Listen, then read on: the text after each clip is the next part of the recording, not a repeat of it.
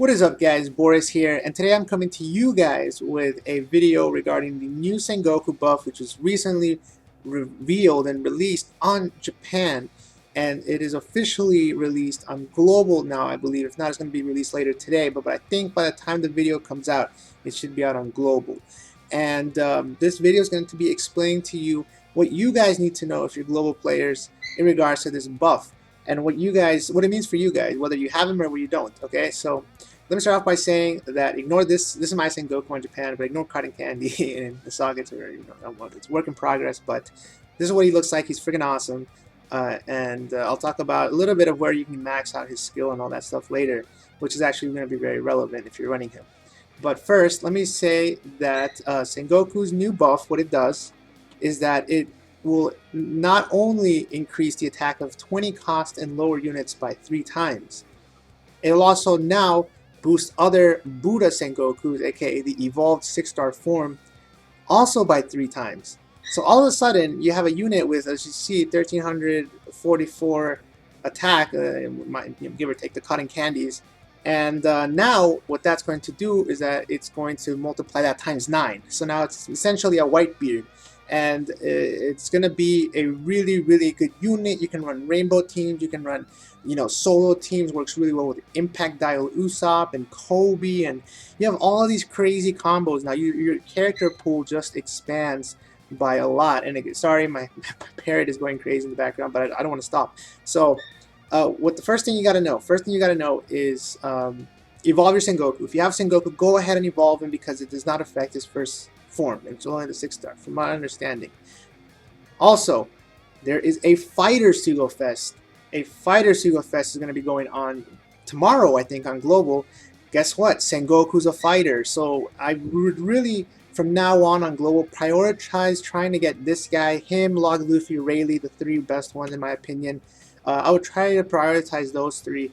And if you don't have them, tomorrow is going to be a perfect time. I believe I think all of them, Rayleigh, Sengoku, and Log Luffy are all fighters. So it's actually going to be an amazing Sugo Fest if you don't have those 3. I highly recommend trying to get them. And one last thing, Sengoku, I forgot to mention, Sengoku's Captain Effect also includes the ability to take away 2 turns of cooldown at the beginning of the dungeon. This is what makes Sengoku really special, because at the beginning of the dungeon, if you have 2 Sengokus, that means that everyone starts at 4 less cooldown. So essentially, your Golden Pound Usopp starts at 6 turns. You don't have to stall. And that's just at the beginning. After you use it, it will go back to normal. But this means that you can run Fortnites incredibly fast, not having to stall at all. You can beat them in 7 to 10 turns, depending on how long they are. And it's pretty crazy. It's really crazy. If you factor in preemptive attacks, all of a sudden, you can use like Doflamingo's 14-turn special without having to stall. Like, it's really crazy the way it works. And once sockets come out and you have cooldown sockets, that you can take off potentially another 2 turns as well. So that's pretty crazy.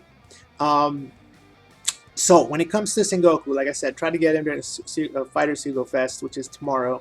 Again, you can also get Log Luffy and Rayleigh. I believe those 2 are fighters as well, which is going to have the rate up.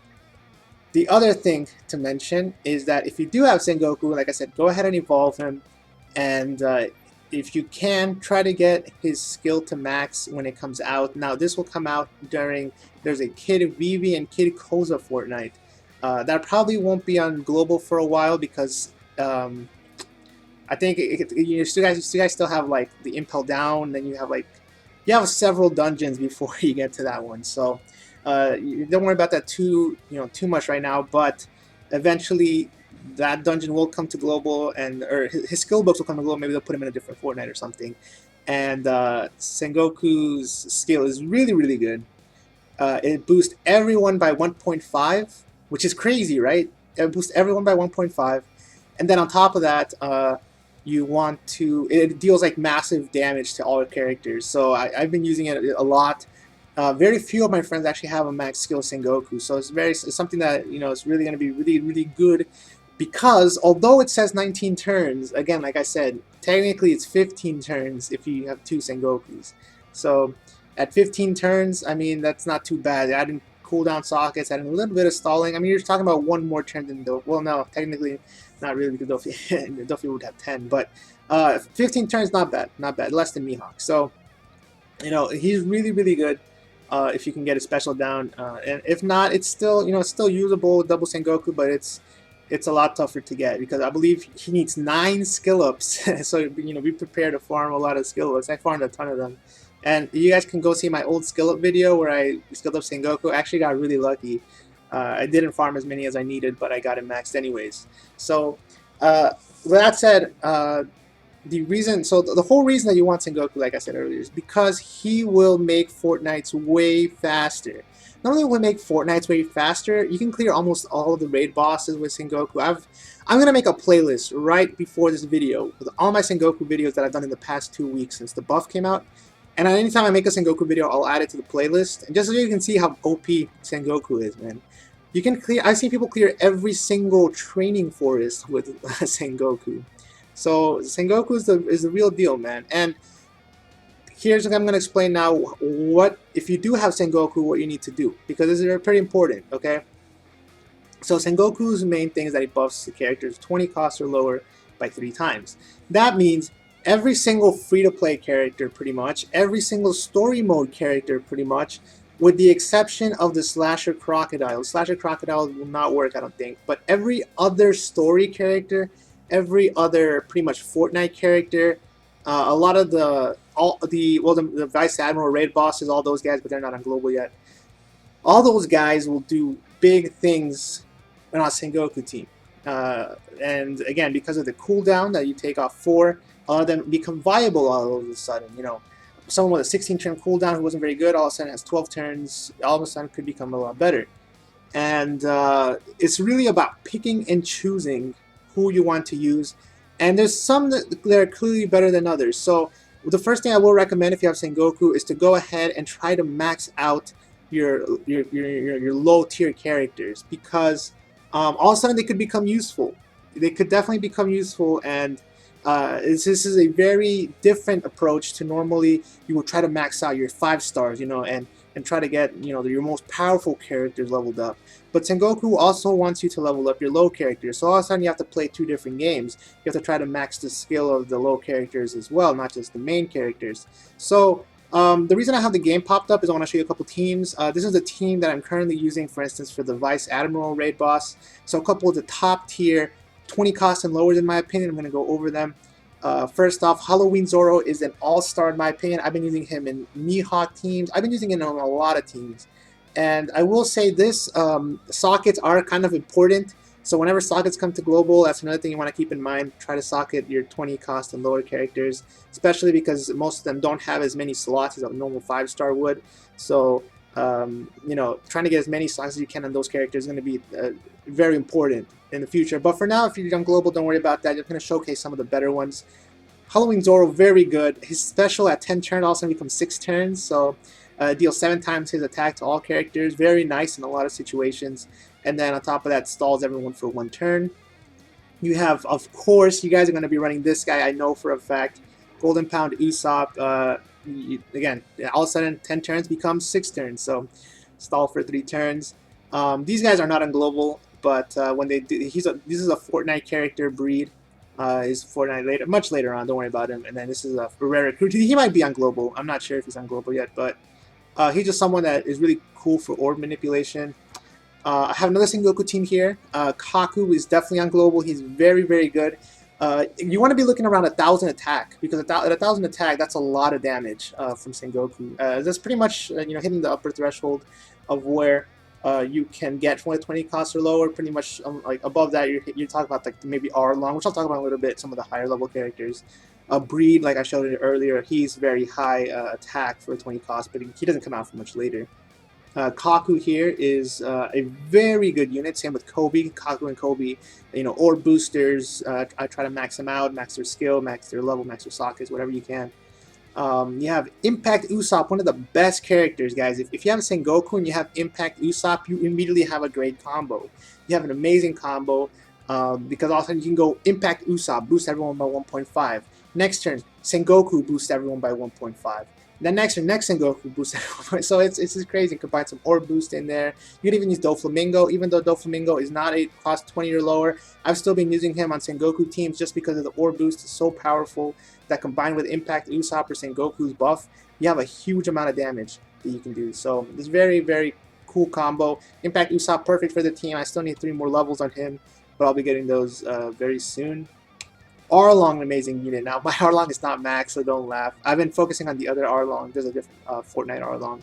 But this Arlong does more damage at the moment, and he can go up to like 1400 or something crazy. 1440 or so, I don't know what he can go up to, but this is going to be probably one of the best ones to go to because that's an amazing amount of attack if you can factor in the ×9. So, Arlong, man, I need try to max him. I need to max mine. Because he is really, really good. And some other units, let me, I guess, go to my character box. Unfortunately, before the buff came out, I did, sort of throw away a lot of my fodder, my old low-level units, but it doesn't really matter. Alvida is another good one. On Global, make sure you, level up your Alvida, and then she'll make a really good addition to your team. What else is on Global at the moment? Let me see. That I would consider pretty good. Lion Song Zoro, very good for red dungeons. Allows you to negate a red attack. He's going to be useful in like, for instance, the Whitebeard training island. He might make it possible for he will make it possible for Sengoku to run it. What else is on Global? Polly's another 20 cost or lower that is pretty good. Halloween Robin, another one that's good. What else is on Global? Let me see here. Zeph. I don't think he'll be that good, but you could run Zeph for orb manipulation. If you run a couple of green units, you might want him. In terms of blue, I already hit on the point of Zoro. Some of the log characters, I think the log characters are going to be 20 cost or lower. Story character is going to be 20 cost or lower, except for Slasher Croc. That one is not. Brook is a good one. Brook is definitely a good one to put on there. Koza is another good one to put on there if you have like 4 slashers like Brook and like Arlong. You could definitely put Koza in there, although he has a low cooldown, but or a high cooldown, but it's still, it's fine. The Impact, essentially Impact Crocodile is another good one you can put on there. So you have a lot of options, man. Rob Lucci, he gets a lot of attack at max. That's another good option. In terms of yellows, again, the Usopps, the Kobe, obviously, Kobe. I was using Bon Clay during Zephyr, so Bon Clay is a good one that you could use as well. What else is there? Frankie, you could use Frankie. Actually, Cindery is a really good option. So if you got Cindery and you manage to get a good amount of skill ups on Cindery, and you combine it with the Side Django, which I do not have, that should give you all yellow orbs, which is an amazing combo. Then you go with Impact Usopp, and you go with Kobe, and there you go. You have probably one of the best teams in the game. But I do not have the Side Django, unfortunately, so I can't show it. You have him as well. He's another really strong unit, which you can try to get into max. He will do a lot of damage. And this one is not out yet, but it should be out soon, I think. Hopefully in the next couple, maybe the next month or so. What else? Mirage Tempo is another one. If you need Mirage or the new kimonos, they're coming out, I think, on Global soon. We have Mr. 3. Always nice to get another stall turn. You have Helmeppo. And then, other than that, yeah, a lot of these are Japan only, so I don't want to, point them out. But, you get the point. You guys get the point. So, that's pretty much what you need to know. Remember to start leveling up your lower level characters. I used to have my lower level characters around maybe like level 30, 40, just because I didn't really need them. I just needed them for their specials. But now every single attack point is going to be important when you have a ×9 buff to it. So, I think that's going to do it for this video. I'm trying to think of if I'm missing anything else. I don't think so, but if you guys have any more questions about Sengoku, let me know down below. And hopefully this was a good information. And I have to say that the dogs start barking. But let me know if you have any more questions down below in the comments.